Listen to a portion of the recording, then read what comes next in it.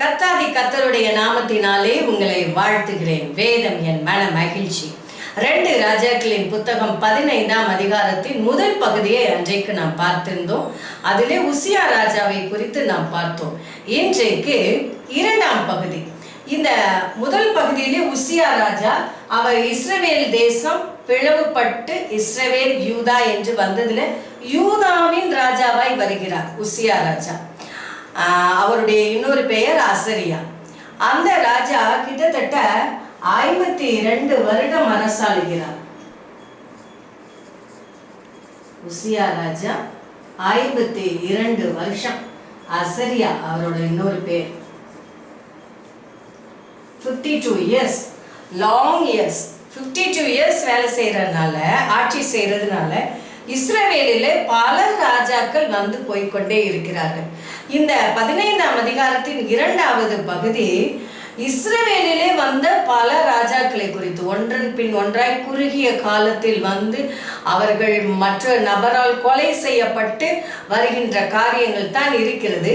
ஆகவே வேறு எதுவும் குறிப்பிடத்தக்க விதத்தில் அவர்கள் செய்தவைகளோ எதுவும் சொல்லப்படவில்லை. ஆனால் எந்த ராஜா அதற்கு அடுத்து வந்தார் என்றெல்லாம் நாம் பார்க்கலாம். நாம் பார்க்கும் பொழுது இங்கே யெரொபெயாம் 2 அவர் இருக்கிறதை நாம் பார்க்கிறோம். யெரொபெயாம் 2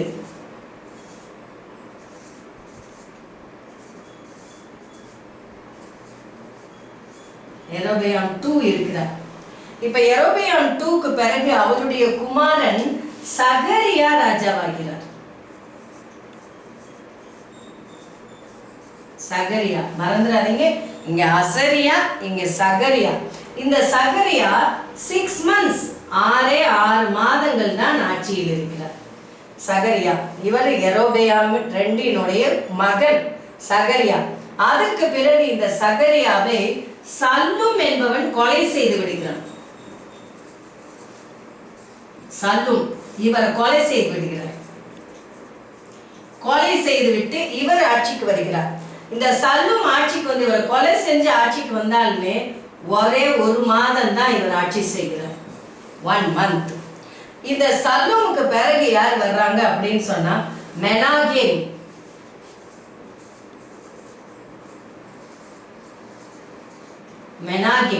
மெனாகேம் என்ன செய்யறாரு? சல்லும கொலை செய்கிறார்.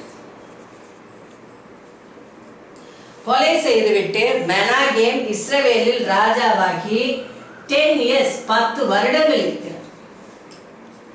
10 வருடங்கள் அவர் ஆட்சி செய்கிறார்.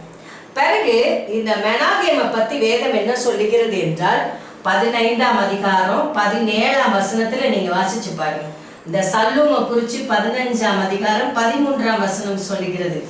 இங்கே சகரியாவை குறித்து 15ஆம் அதிகாரம் 8ஆம் வசனம். ஏனென்றால் 7 வசனம் வரைக்கும் முதல் பகுதியிலே நாம் பார்த்து முடித்து விட்டோம். இங்க மெனாகேம் கர்த்தருடைய பார்வையில் மிகவும் பொல்லாப்பானதை செய்தார் என்று சொல்லி ஒரு கூடுதலான குறிப்பு இந்த மெனாகேம். ஏன்னா அவர் 10 வருஷம் ஆளுகை செய்திருக்கிறார். ஆகவே அவரை குறித்து அந்த குறிப்பு அங்கே சொல்லப்பட்டிருக்கிறது. இவருடைய நாட்களில் அசீரியாவிலே ஒரு ராஜா இருக்கிறார், பூல் என்பவர். ஏனென்றால் அசீரியருடைய கண்ணெல்லாம் இஸ்ரவேலின் மேல் இருக்கிறது. இந்த அசீரிய ராஜா பூல் என்பவர் இருக்கும் பொழுது இந்த மெனாகேம் என்ன பண்ணுகிறார்?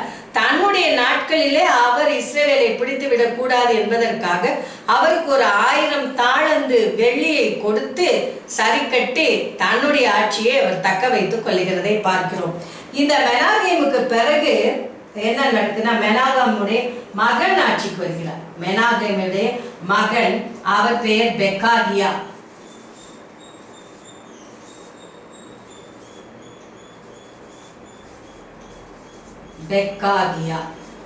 பெக்காகியா ஆட்சிக்கு வருகிறார். பெக்காகியா ஆட்சிக்கு வந்து 2 years மட்டும்தான் இருக்கிறார். பெக்காகியாவுக்கு பிறகு பெக்கா.